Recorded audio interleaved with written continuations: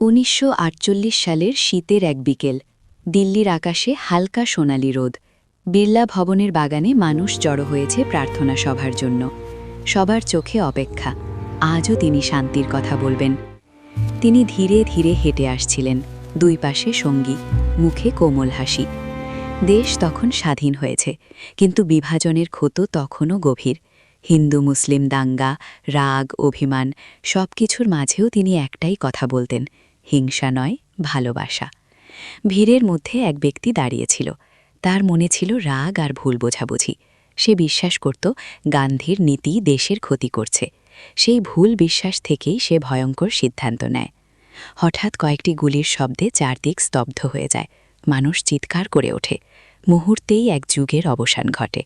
কিন্তু তার আদর্শ কি থেমে যায়? না। তার মৃত্যুতে দেশ কেঁদেছিল, কিন্তু তার শিক্ষা আরও শক্ত হয়ে মানুষের হৃদয়ে বেঁচে থাকে। তিনি দেখিয়েছিলেন, শক্তি মানে শুধু অস্ত্র নয়, সত্য আর অহিংসাই আসল শক্তি। আজও যখন পৃথিবীতে হিংসা দেখা যায়, তখন মানুষ তার কথাই